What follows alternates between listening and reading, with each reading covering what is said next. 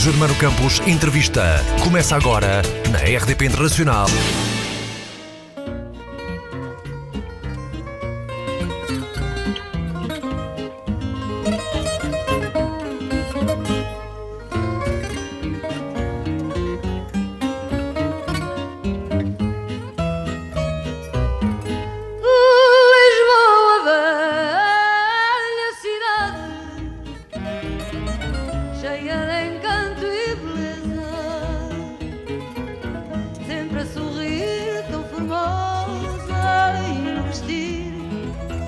Sempre airosa, o branco véu da saudade cobre teu rosto, linda princesa. Olhai, Senhor, esta Lisboa de outras eras, dos 5 reis, das esperas e das toiradas reais, das festas, das seculares procissões, dos populares pregões matinais que já não voltam mais. Amália, a Ressurreição é o título do mais recente livro de Fernando da Costa sobre a mais mítica de todas as artistas portugueses. Bem-vindo, Fernando, de novo à RDP Internacional, ao Germano Campos Entrevista. Vamos explicar este título, Ressurreição. Quem é que morreu para além da Amália, o fado? Para depois ressuscitar? Foi um pouco isso. O fado, até à morte, até um pouco depois da morte da Amália, sofria certos preconceitos, nomeadamente uma certa classe mais intelectual, etc., que considerava o ópio, um dos ópios do povo. O outro era Fátima do Estado e o outro era o futebol. O que é completamente errado, porque os 3 Fs não foram criados pelo Estado Novo. Primeiro, Salazar não gostava de fado porque dizia que amolecia o caráter das pessoas. Segundo, não acreditava em Fátima, que achava que a irmã Lúcia era bem, eu não dizia aldrabona, mas dizia pelo menos uma exagerada. E de futebol, considerava uma coisa própria para pessoas pouco exigentes, chamamos-lhe assim. Portanto, nenhum dos 3 Fs se lhe aplicava. Pois não, isso é um disparate que toda a gente diz. Não, o que se passou depois, como é óbvio, que o Estado Novo, inteligentemente, aproveitou o fenómeno que estes 3 Fs geraram. Então, mas, Fernando, de onde é que vêm os 3 Fs? Não sei, foi a oposição que criou esse mito e criou essa ideia de que os 3 Fs tinham sido engendrados pelo Estado Novo e pelo António Ferro, não sei o quê. Com propaganda. Com meios de propaganda, o que não é nada verdade. Veja-se o que acontece hoje. Nunca os 3 Fs tiveram tanta ênfase. E no mesmo dia 13 de maio. Exatamente. É um milagre da Nossa Senhora. Sendo que o fado foi substituído por F de festival.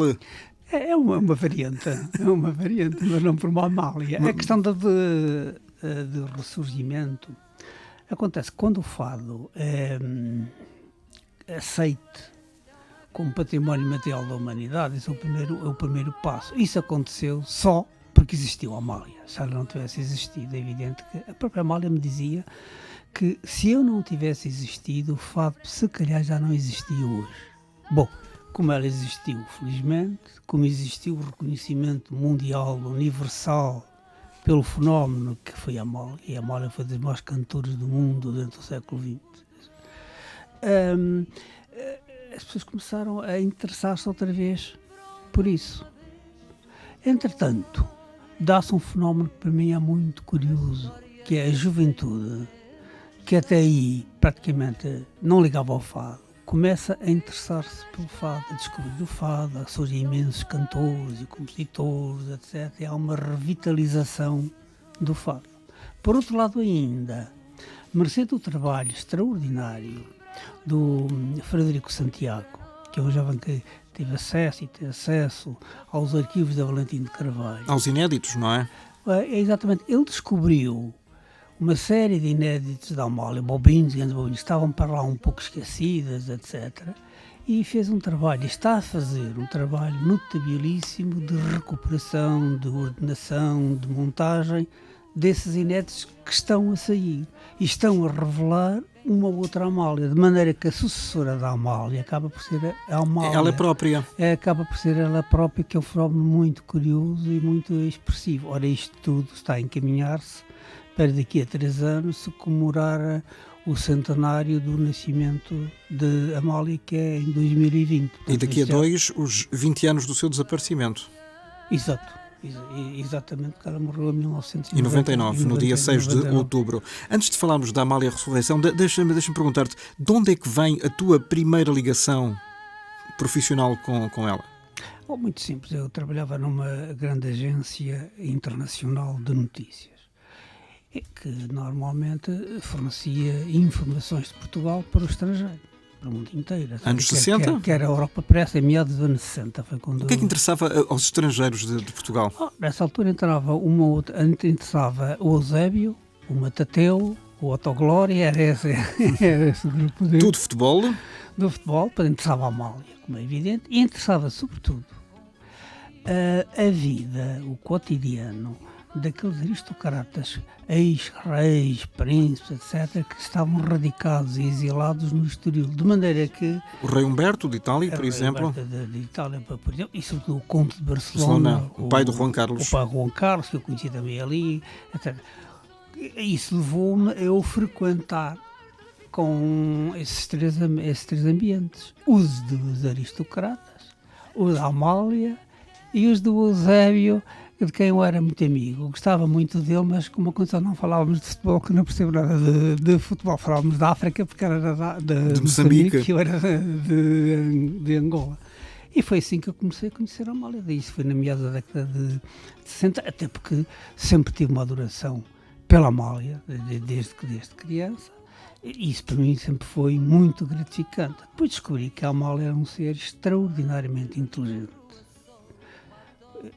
Foi das pessoas mais inteligentes que eu conheci. Era tão inteligente que se fazia de burra, que é uma coisa que dá sempre muito resultado num país de manhosos como é Portugal. Dá muito jeito. Dá aí um descanso muito grande e um descompromisso. Ou seja, ela estava em todas sem estar em lado nenhum, é isso? Exato, porque ela sabia que nós estávamos ali entre várias ditaduras. Era a ditadura do Estado Novo, era a ditadura do PCP, era esse tipo de coisas. E ela então fingia-se de parva, que não sabia de nada, que só tinha a 4ª classe. Tudo me acontece, não é? Manhosíssima, porque ela era uma mulher muito culta, muito bem informada, conhecendo a poesia toda portuguesa como pouca gente, gostando muito de filosofia, faz muito. Ela não era nada aquela Amália aérea nem abstrata. Só que, como era muito inteligente, percebia, sabia, conhecia muito bem a sociedade em que estava inserida. Sem dar a entender. Sem dar a entender.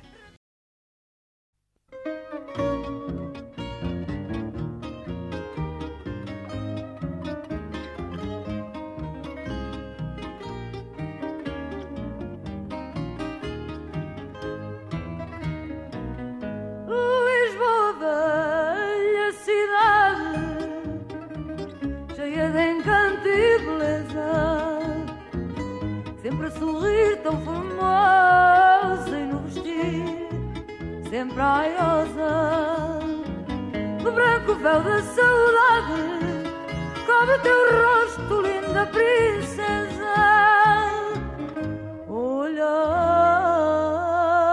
senhores, esta Lisboa de outras eras, dos 5 reis, das esperas e das toiradas reais, das festas, das seculares procissões, dos populares pregões matinais que já não voltam mais. Lisboa, velha cidade, cheia de encanto e beleza, sempre a sorrir tão formosa e no vestir sempre airosa. No branco véu da saudade cobre o teu rosto, linda princesa. Olhai, senhores, esta Lisboa de outras eras, dos 5 reis, das esperas e das toiradas reais.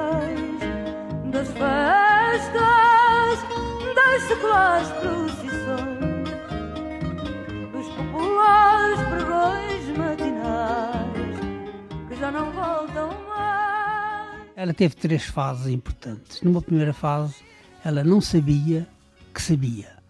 Numa segunda fase, ela sabe que sabe. Numa terceira fase, ela percebe, ela sabe que os outros não sabem que ela sabe. Isso provocou-lhe uma terrível solidão intelectual. Era uma mulher profundamente solitária. Mas porquê? Mas não havia ninguém ao seu Muito nível pouco. intelectual para acompanhar? Havia pouca gente. Havia muito Quem, por pouca exemplo? gente. Ela, no entanto, tinha como grandes amigos um David Mourão Ferreira. A Natália Correia, depois zangaram-se, mas isso enfim, era natural com a Amália com ela e com a Natália, porque eram as duas com egos muito pequeninos. Incompatíveis. E tu escreveste um livro sobre a Natália Correia, Pois, sabes melhor que ninguém. Elas eram muito, muito parecidas. Não, ela aí, lá está, ela sempre teve a preocupação de se dar com os grandes vultos da cultura, quer em Portugal, quer no estrangeiro. Atenção, é preciso perceber. A Margarita Ursenar era amiga dela, era admiradora dela. Quando veio a Lisboa, esteve em casa dela, etc.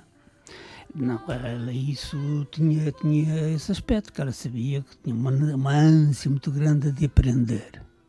E, portanto, para aprender, era através de leituras que ia fazendo, e era através, de facto, de convívios. Os convívios que ela fazia, as tertúlias, os serões em casa dela, finais da década de 60 e no princípio de 70, não sei o quê, foram de facto das coisas mais importantes em termos culturais que havia na Lisboa dessa época. Aliás, é dessa de finais dos anos 60, aquele famoso álbum Uma Noite em Casa da Amália, sim. que depois, anos mais tarde, foi transposto para peça teatral pelo Filipe Lafere. O Filipe Lafere fez um espetáculo muito interessante. E magnífico, não é?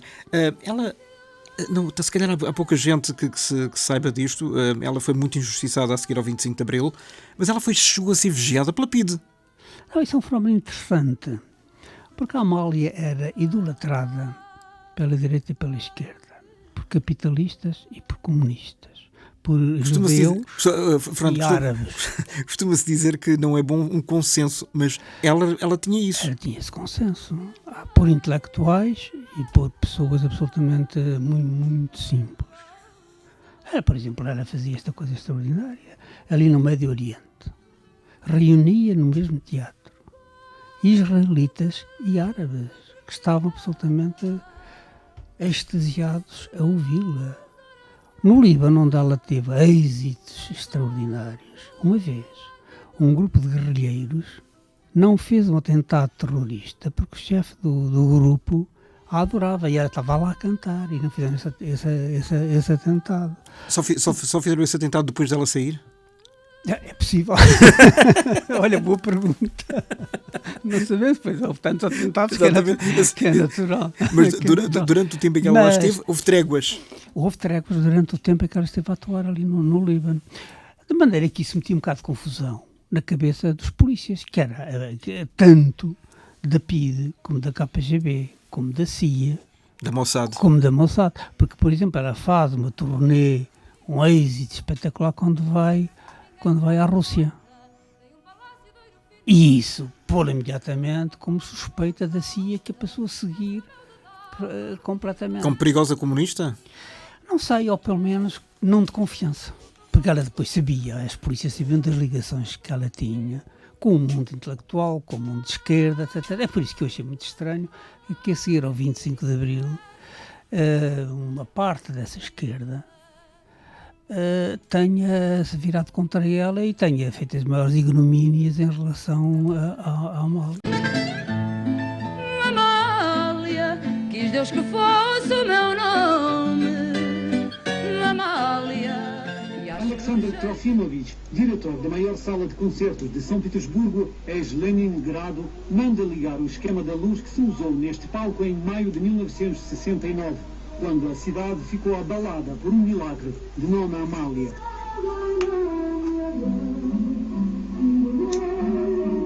Скулись появлялся праздник, красота, вы понимаете, обаяние.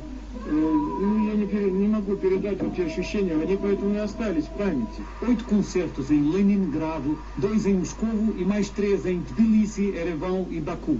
Como foi possível a uma artista de um país anticomunista chegar a interpretar durante quase 2 semanas na União Soviética? Os serviços secretos acompanhavam cada passo de Amália e da comitiva. Это была служба безопасности, она называлась кураторы КГБ. Я ж не говорю о разговорах, я не говорю, а просто даже вот о контактах. As autoridades cuidaram para apresentar Amália como cantora do povo oprimido de um país fascista. Artigos nos jornais iniciavam-se com as palavras "A sombra do velhote ainda paira sobre Portugal". Mas apesar da propaganda, Amália veio a explodir a vida de jovens universitários que iniciavam a estudar a exótica língua portuguesa. Poucas pessoas perceberam o que se cantava, mas as emoções da sala foram enormes. É como se fosse ontem. Foi o primeiro contato audiovisual com uma portuguesa nata. E por cima, uma artista de renome mundial. Uma pessoa de coração quente. Uma pessoa que chorava de alegria e cantava quando doía. Passados 40 anos, Amália apaixona. A bibliotecária Natasha começou a estudar português para investigar a sua obra. Мне хотелось бы, чтобы был отклик из России, потому что вот мне в классической биографии Амалии, в Доме музея, не было откликов представлено от России. A Amália fez o que nenhum professor faria. Ela ajudou, tanto aos professores como aos alunos, ajudou a compreender Portugal. Ela aproximou os portugueses de nós. E nós fomos para lá. E houve aquele encontro, graças a Amália. Evgeny Muravich, RTP, São Petersburgo. Como é que tu interpretaste isso?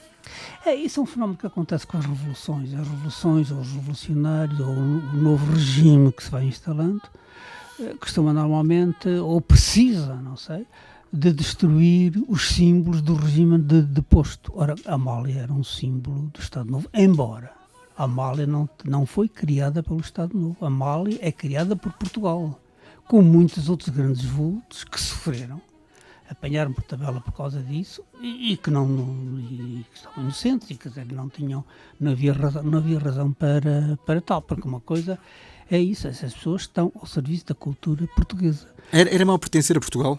Era quê? Mau? Quer dizer, era limitativo. Primeiro, no plano da criatividade, havia a censura, por exemplo, que de facto intervenções muitas vezes brutais. Com a Amália era complicado. A Amália gozava talvez de uma liberdade como pouca gente gozou neste país. Era demasiado durante. Era conhecida no mundo inteiro, de maneira que a pequenez do Estado Novo inibia-se um pouco também de lhe tocar. Quando, por exemplo, lhe quiseram proibir dela cantar o célebre Fado de Peniche, aquele abandono do David Mão Ferreira, que é uma coisa lindíssima, ela não ligava importância a isso. Ela cantava o que lhe apetecia e nunca se inibiu.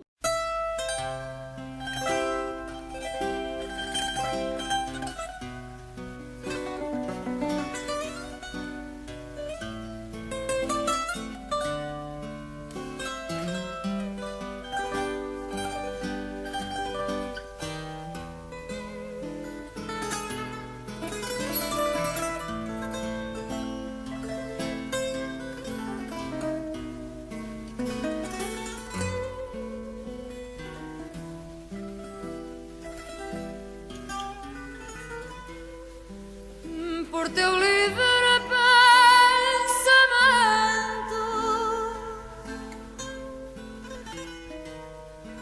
foram-te longe encerrar.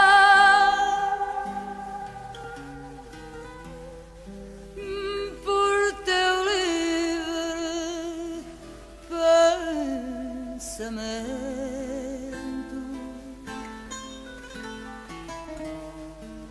foram-te longe encerrar,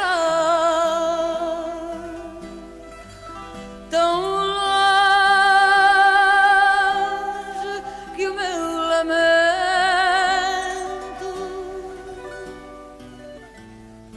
não te consegue alcançar.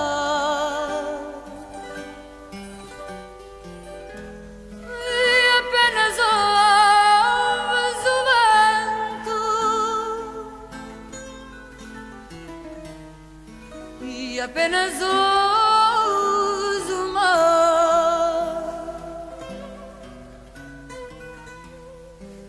Levaram-te a meio da noite, a treva tudo cobria.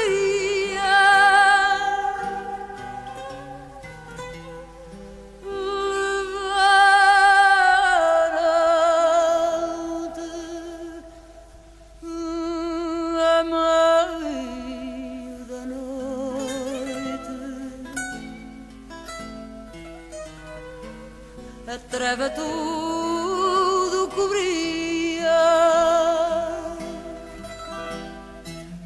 Foi de noite, numa noite de todas a mais sombria. Foi de noite,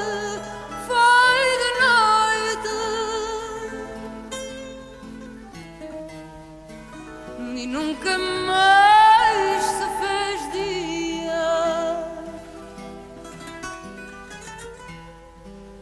Ai dessa noite o veneno persiste em me envenenar.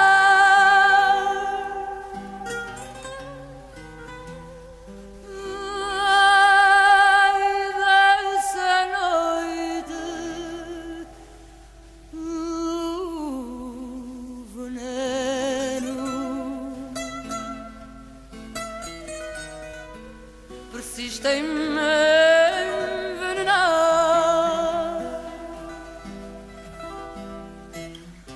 Ai, são apenas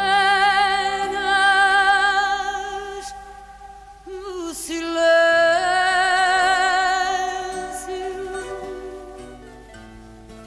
que ficou em teu lugar.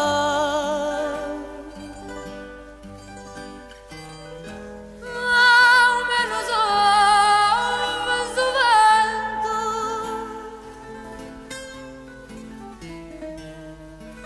ao menos ouves o mar.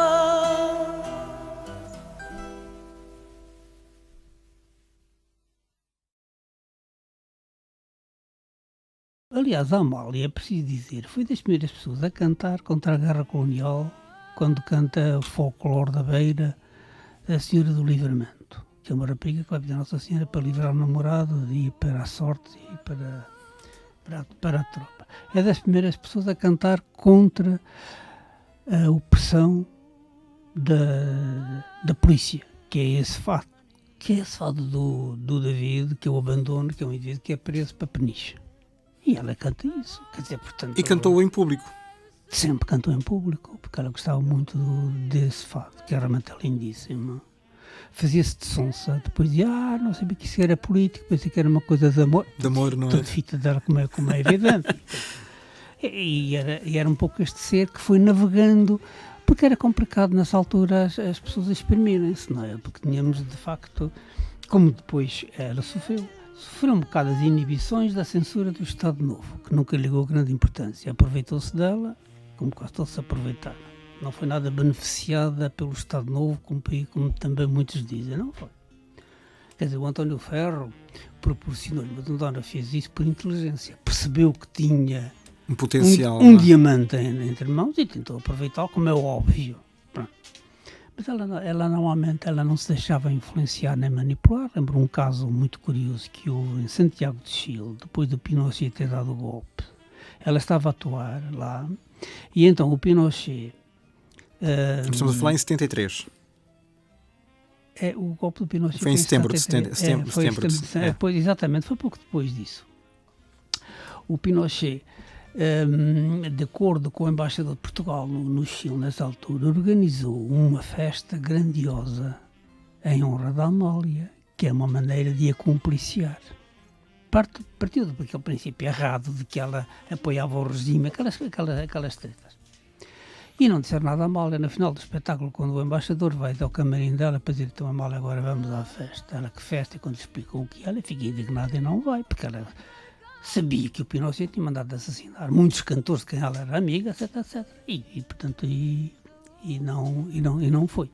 O problema político da Amália foi uma certa imprudência que ela teve quando o Salazar caiu e foi para a Cruz Vermelha. E ela escreveu uns versinhos. Por acaso ela, que era uma grande poetisa, até fez assim uns versos um bocado fleiros. Ponha-se pão depressa, meu querido presidente, que essa sua cabeça não se fez para estar doente. Era mais ou menos, para estar doente. Era mais ou menos isto. O que levou a Natália Correia a dar um porradão e o Divino Ferreira, aquelas coisas. Mas o problema da Amália é curioso, é que ela gostava do Salazar, mas não era salazarista. A Natália Correia, muito perspicaz, diz assim: a Amália gostava do Salazar, mas não era salazarista, como eu, Natália. Gosto do Cunhal e não sou cunhalista. É preciso perceber, quem conheceu o Salazar, que isso acontecia. As pessoas gostavam do Salazar, que era uma pessoa muito educada, afável e não sei o quê, mas não tinha nada a ver com a política dela. Era o que se passava com a Amália. Ela, a seguir ao 25 de Abril, cantou o Grândola, e é o Grândola que vamos ouvir. Não, já cantou antes. Ela tinha gravado antes, e isso, cantou mais uma coisa do Zeca Afonso antes. O Natal dos Simples? Acho que sim, exatamente. Foi, mas a seguir ao 25 de Abril com outro significado, naturalmente. Não, ela depois de 25 de Abril normalmente não cantou muito, porque o Zeca Afonso pediu-lhe para não cantar. Acho que o Zeca Afonso não gostava que cantasse as coisas dele, e ela soube disso, e ela gostava muito do Zeca Afonso, não cantou. Aceitou. Sim. Mas esta ficou mesmo para a posteridade também.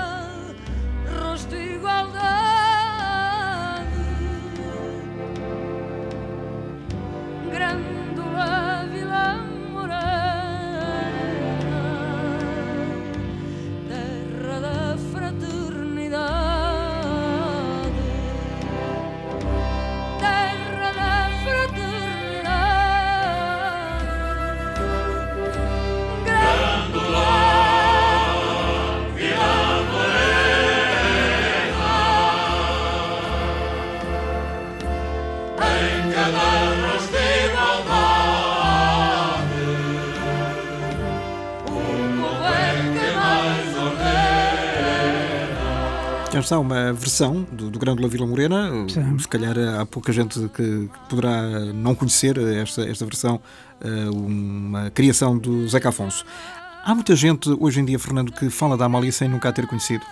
Não sei. É natural, porque a Amália tornou-se um mito. E a própria Amália dizia: não adianta eu querer repor a verdade sobre mim própria, porque a lenda sobre mim vai sobrepor-se à realidade minha. E ela sabia em vida que já o era. Pois sabia. Ela tinha perfeitamente consciência, que eu digo. Ela começa a saber que sabe.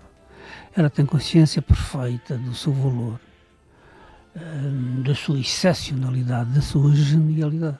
Não, isso ela tem perfeitamente. Tem uma grande exigência que tem, E daí a tal solidão. Um dia, eu lembro-me que uma vez, num jantar que fizeram de homenagem, no final as pessoas faziam perguntas e ela ia lá respondendo, e depois ela perguntou-me, então o que é que lhe parece da Costa? Era assim que ela tratava de por da Costa? Tratava da Costa. O que é que lhe parece? E eu digo, mal, eu estava um bocado irritado com aquilo tudo. Eu acho que isto é tudo decepcionante.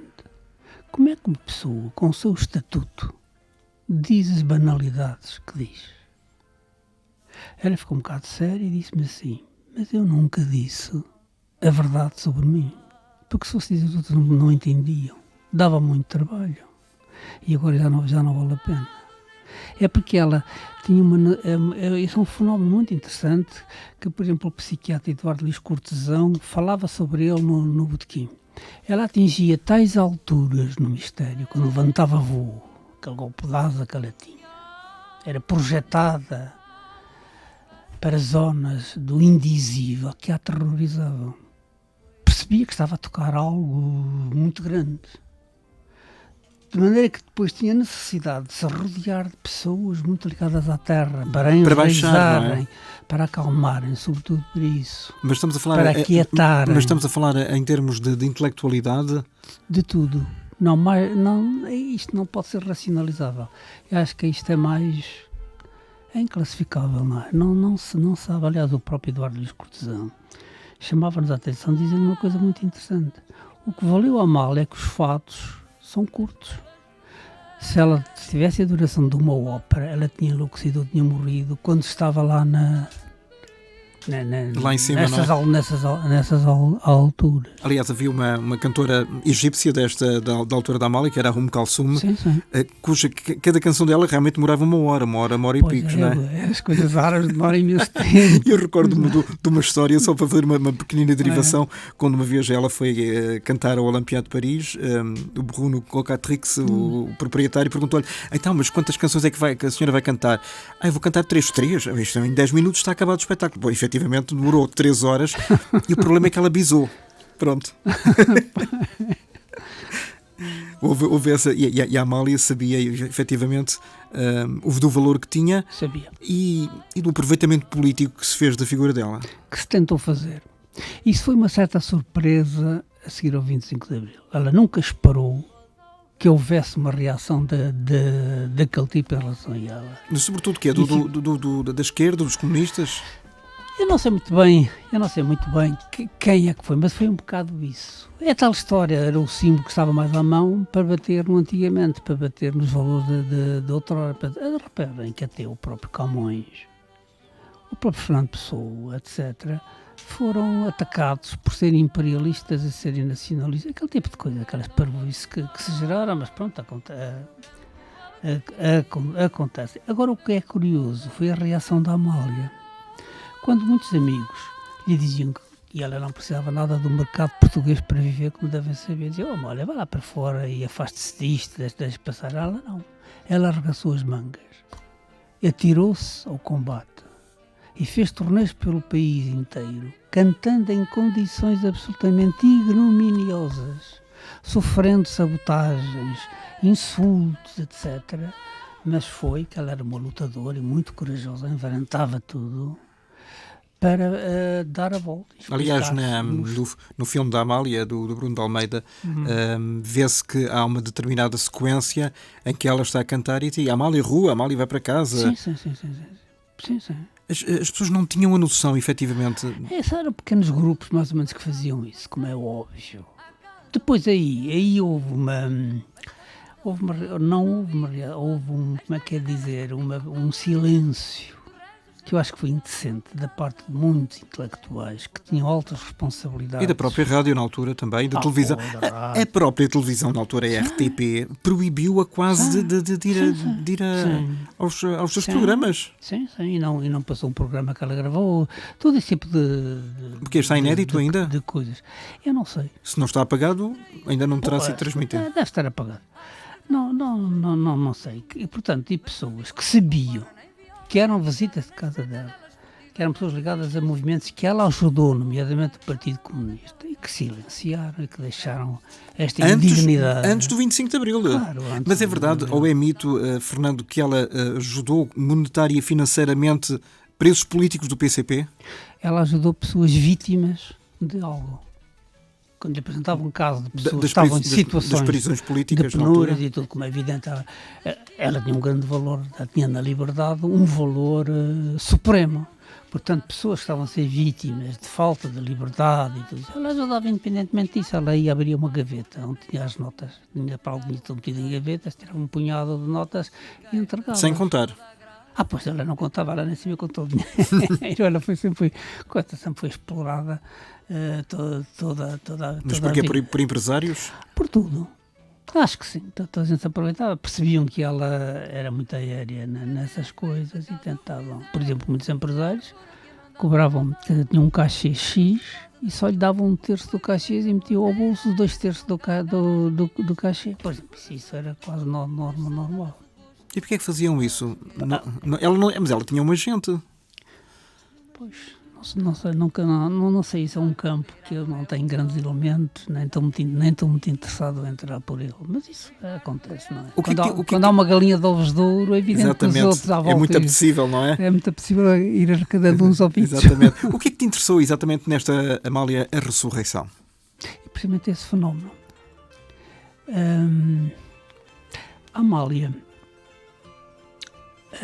A Natália Correia, que era uma mulher muito perspicaz, dizia que o Camões, o Pessoa e a Amália constituem o triângulo de luz da nossa identidade. O Camões deu-nos a língua, o Pessoa deu-nos o pensamento, a Amália deu-nos a voz. Ora, isto é algo que merece uma certa reflexão, porque as coisas não acontecem por acaso. Percebemos o porquê. Depois, como há um certo desprezo, ou tinha havido pela Amália e por tudo isso que houve, isso acicatou-me de facto. E como passaram já 18 anos que ela morreu, vai fazê-los em outubro próximo. Este ano, e como eu tinha essas memórias dela, porque este meu livro não tem nada a ver com biografias, nem com nada disso, é apenas uma crónica, uma narrativa... De memórias? Memorialista, sim. É da Amália e, sobretudo, do ambiente e das pessoas com quem contactou e de quem sofreu influências e a quem influenciou, porque ninguém está isolado, como se sabe. E, portanto, foi uma época muito rica. E foi uma grande personagem. Se eu tivesse conhecido o Fernando Pessoa ou o Camões, é evidente que também ficava deslumbrado com eles. E de ter feito o livro. Devo, no entanto, dizer que a questão do fado, que foi de facto objeto de muitos preconceitos. A seguir ao 25 de Abril, só não sussurrou aí devido muito à intervenção do Carlos de Carmo. O Carlos de Carmo teve um papel fundamental em manter vivo? Para manter vivo e para mostrar que o fado não era reacionário, não era fascista, não era nada. Dependia, claro, há fados que poderão ser, mas outros não, que a base, a raiz do fado até é popular, até dedicada às pessoas. Aliás, está, se calhar, dentro desse pensamento e dessa forma de atuar, aquela célebre edição do Festival RTP da Canção, de 1976, em que ele cantou as canções todas, muitos dos quais eram fados. Sim. Roberto Pinho, etc., por aí fora. É porque a Amália criou um fado para si. A Amália uma vez contou-me que ela sempre foi muito fascinada pela ópera. E de repente, ainda uma jovenzinha, já estava, enfim, com um grande êxito, começou a perceber que o fado era uma espécie de uma ópera em miniatura. E então começou a pensar naquilo. E depois houve vários elementos que se conjugaram para o seu fenómeno. Primeiro foi a sua voz, que de facto é genial, e os entendidos e os técnicos, etc., dizem que é talvez a voz mais poderosa do século XX, entre as mulheres. Portanto, ela tinha aquela voz extraordinária. Depois, tinha uma memória prodigiosa. Era fixada, sei lá, dezenas e dezenas e dezenas de poemas e de letras e não sei o que mais. Em várias línguas. em várias línguas. Ela falava acho que 5 línguas. Português, inglês, francês, italiano e espanhol. Italianos e dialetos. E nunca estudou nenhuma. Ela tinha uma capacidade, de facto, de absorver as coisas. Mas não era foneticamente, se calhar, que ela cantava. Olha, boa pergunta, não sei. Mas agora, o que é que eu ia contar? E então, a certa altura, ela não gostava muito das casas de fado, porque precisava de uma certa distância entre ela e o público. Não gostava muito da maneira como se vestiam os fadistas, com os aventais e com aqueles chais. Mas era uma coisinha mais rústica, digamos assim, mais pobrezinha? Não sei, talvez, se calhar ela achava aquilo, sim, achava vulgar. Mas ela começou por aí, ela começou com o cheiro preto, não é? Claro, e manteve depois a encharpe, até depois fez variantes. E começou a pensar noutro tipo de vestimentas, para ela. É isso que ela começa a idealizar o vestido preto, comprido, aquela postura. Entretanto, ela tem a sorte de encontrar uma designer notável que compreende e começa a desenhar, a conceber, não os vestidos dela, mas uma espécie de paramentos para uma deusa, uma sacerdotisa, envergar durante o ofício daquele ato religioso. Que era o espetáculo. Exatamente, que são aquele vestido, é a Dona Hilda Aleixo, que felizmente ainda está viva, da mesma idade da Amália, e que a ajudou muito na criação dessa imagem, que é fortíssima, como é evidente. Aliás, há uma colagem muito grande de algumas fadistas hoje, ou fadistas ou menos fadistas, a colagem do repertório, da vestimenta e do cabelo. Pois, que ela não gostava nada disso. Ela não gostava nada de ser imitada, mas isso, enfim, é outra. Ainda bem, nesse aspecto, que ela já não está cá para não ter visto. Há uma história deliciosa que tu contas neste livro que eu gostava que partilhasses, que envolve a irmã Lúcia, o Cochicho e a Amália. Pois é. Não, há coisa muito engraçada. A Amália, consoante inventou um fado, também inventou uma religião. A religião dela era muito pagã. Não é o cristianismo de Cristiano Ronaldo, pois não? Não, ela, como era uma mulher muito inquieta, tinha que atribuir a sua genialidade a outras forças, a outras dimensões. Daí o seu sentido religioso, mas não com um significado muito panteísta, muito largo. E a irmã Lúcia gostava da Amália. Segundo me conta, essa é uma história um bocadinho complicada, porque é toda contada pelo padre Condor, que foi uma espécie de controleiro que o Vaticano enviou para Portugal para controlar a irmã Lúcia, que não era assim muito boa da cabeça, como a gente sabe. E então, a irmã Lúcia gostava da Amália. A Amália, em relação a Fátima, chegou a ir a Fátima e tal, mas não era da base, não sei, de Fátima, não era das suas santas prediletas. Mas o padre Condor achou que era melhor não pôr as duas lado a lado, não as pôr a encontrarem-se, porque são... Pelo menos publicamente. E sem ser publicamente, saberia-se sempre, elas são tão conhecidas, a Amália não quer que fosse, sabia-se, é que elas são mais por dentro, não as juntar. A irmã Lúcia era uma mulher extraordinariamente curiosa, muito inteligente, mas um bocado especial. Nossa Senhora disse-lhe para aprender a ler, e ela em menos de um ano aprendeu a ler e a escrever, e escrevia muito bem. Fazia lembrar os Julinis, entre ler as coisas que ela escrevia muita coisa.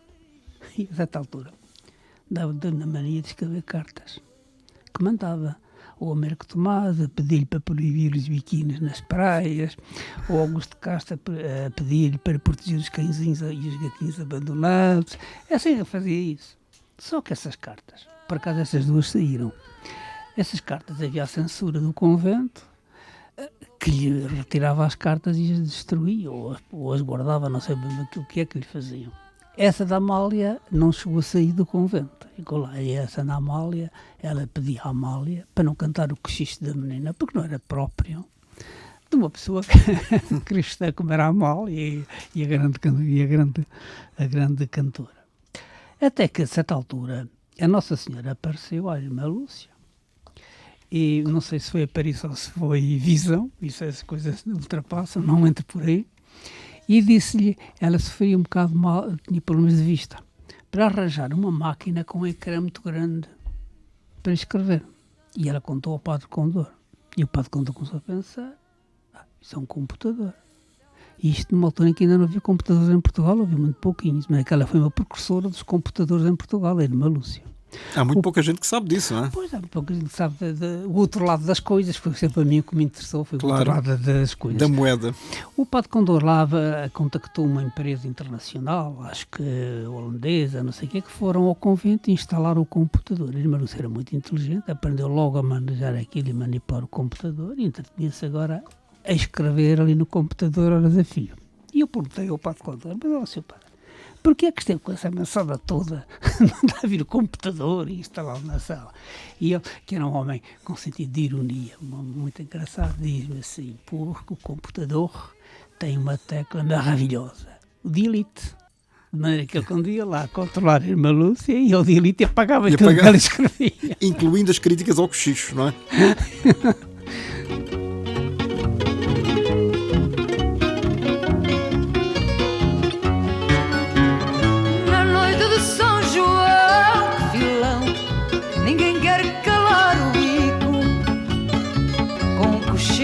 Na mão, pois então, e um vaso de manjerico. Passa a marcha ao filambó, trollaró, com archotes e balões. Entre portões, aos encontrões, a dançar o solidó, batem mais os corações. Olha o cochicho que se farta de pitar, repipipipipipi, e nunca mais desafina. A rapaziada, quem é que quer soprar? Repipipipipipi, no cochicho da menina.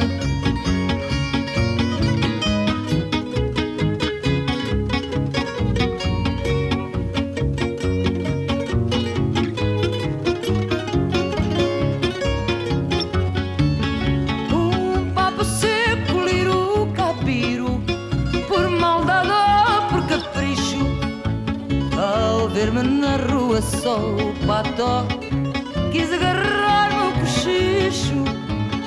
Mas quando um soco lambeu o judeu, até gritou pela mãe. E sem parar, pôs-se a cavar, o cochicho é muito meu, não o dou a mais ninguém.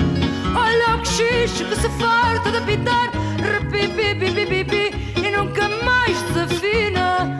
A rapaziada, quem é que quer soprar? Repipipipipipi, no cochicho da menina.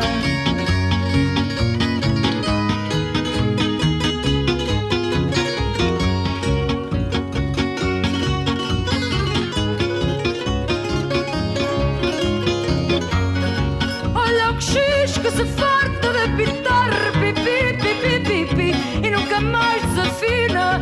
A rapaziada, quem é que quer soprar?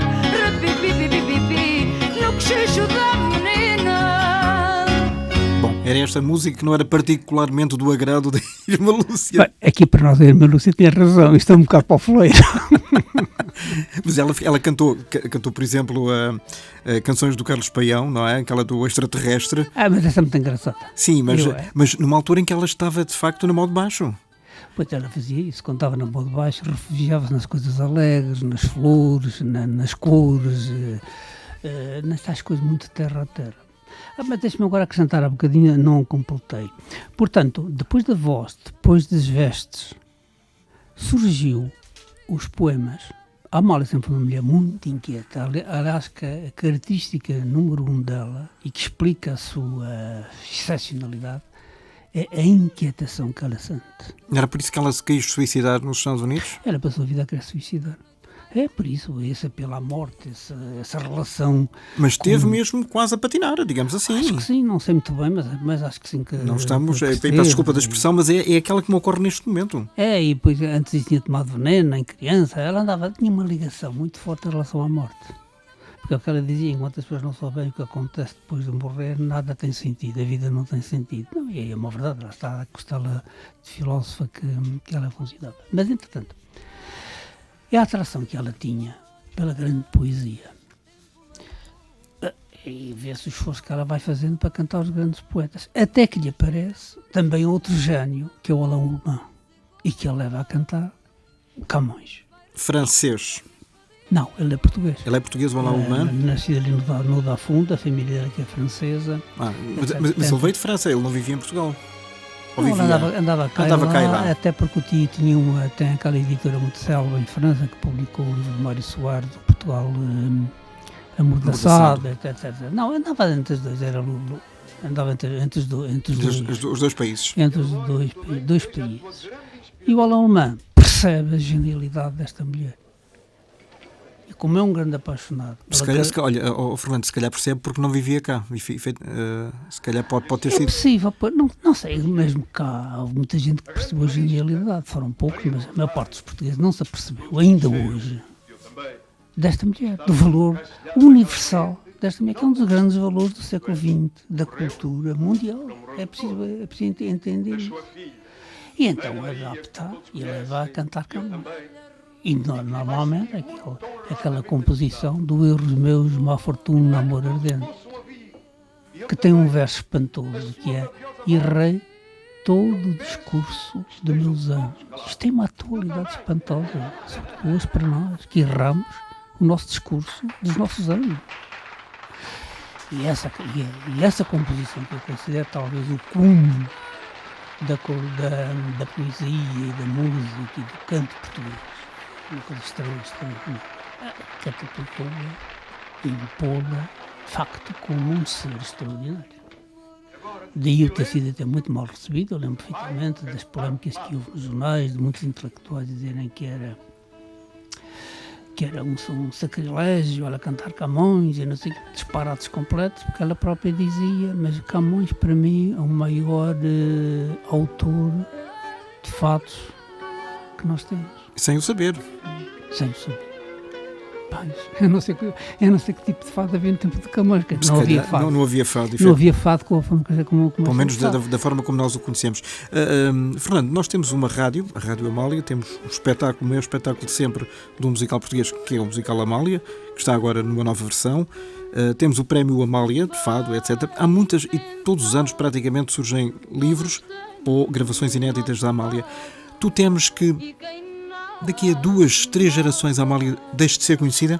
Não, a Amália ficará sempre, como o Camões fica sempre, o Fernando Pessoa fica sempre, porque lá está. Mas o Camões é ensinado nas escolas, é uma coisa obrigatória. E a Amália, achas que a poesia da Amália poderá ser 2 para amanhã, se calhar é ou um sacrilégio para uns ou uma profecia para outros? Olha, o David Marão Ferreira disse-me uma vez: se a Amália não ficasse na nossa história como a cantora genial que é, ficava como uma das grandes poetisas do século XX. Repare. Ela tem poesia notável. Reparem que ela tem um poema que é Lavadas no Rio, Lavadas, e eu chamo a atenção para isto porque sei que acaba com ela a dizer: já não temos fome, mãe, mas já não temos também o desejo de a não ter a fome. A Margareth Yourcenar pegou nisto e escreveu, depois mais tarde, um célebre texto intitulado A Atroz Ausência do Desejo. Segundo a Margareth Yourcenar, os grandes problemas da humanidade vão se pôr quando o homem satisfazer as suas necessidades de sobrevivência. Ora, a Amália sentiu, antecipou isso para o seu tempo. Daí o perceber-se que ela era muito completa, ela era muito profunda, ela apanhava coisas muito do futuro. E ela era muito portuguesa? Ou era universal? Era muito ibérica. Aliás, para ser universal tem que ser local. Em primeiro lugar. Tem que ser. Porque é que universalizou? Porque também lá está, quando ela era jovem, ela percebe que o fado era o único no mundo. Não havia mais nada, é por isso que ela investe a fundo no fado, requeria o fado, porque sabe que é a diferença. E a diferença que se impõe. Não é macaquear uma cultura internacionalista como hoje se generalizou, que está a ser muito nefasta. Daí a importância desta recuperação do fado, que é uma resposta a essa globalização, do fado e do canto alentejano. São as nossas armas? São das nossas armas neste campo. É a nossa diferença. E é isso que a Amália percebeu. Mas a Amália era, sobretudo, ibérica. Isso é muito interessante. Era portuguesa e também com lajes de espanhola, sim, não é? sim. Fernando, uma última questão, e tenho muita pena, sinceramente, porque houve tanta coisa que ficou por dizer, mas o nosso tempo não estica. O que é que fica ainda por saber da Amália? Não sei, a Amália é uma esfinge. A gente não sabe muito bem. Né? Ela diz muitas vezes, se eu não me compreendo, como é que os outros me hão de compreender? Fica muitas vezes a natureza humana que está ali. Ela desoculta-se para melhor se ocultar. Eu desoculto algumas coisas dela, talvez para ocultar ainda. Não é que ela é indecifrável. Quando se dizia que tudo me acontece, eu não procuro nada. É verdade. Não, isso era inteiramente verdade. Ela ficava quieta. Ela uma vez, lembro-me, conto isso no livro, que era muito... Ele veio à casa e a certa altura ela disse-me assim: eu, normalmente, quando desejo uma coisa, não a procuro. Pelo contrário, afasto-a, combato-a, vou-a repelindo. Uma vez, duas vezes, até que o destino, provocado, me dá ainda mais do que eu pretendia. E aí ela tem a noção rigorosa e exata de que, afinal, tinha razão. Eu acho que sim. Muito obrigado, Fernando. Obrigado. Autor de Amália, a Ressurreição. Camões deu-nos a língua, Pessoa o pensamento, Amália a voz. Um grande livro para ler, recomendo neste ano de 2017. Até à próxima, Fernando. Muito obrigado. Tive-lhe amor, gemi de dor violenta. Chorei, sofri e até por si fui ciumenta. Mas todo mal tem um final, passa depressa. E hoje você, não sei porquê, já não me interessa. Bendita a hora que o esqueci por ser ingrato e deitei fora as cinzas do seu retrato. Desde esse dia sou feliz sinceramente. Tenho a alegria para cantar e andar contente. Só à noitinha, quando me chega a saudade, choro sozinha para chorar mais à vontade.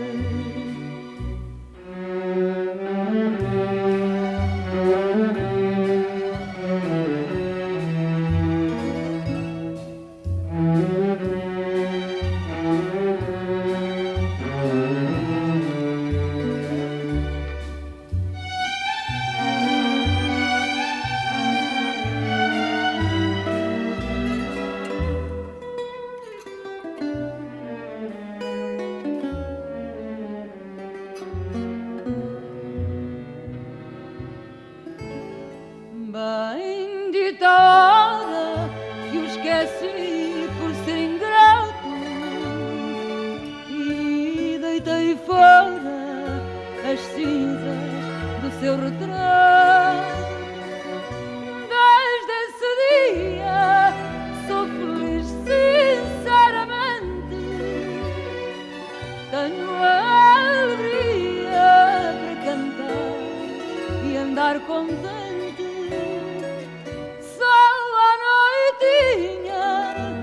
Quando me chega a saudade, choro sozinha para chorar mais à vontade.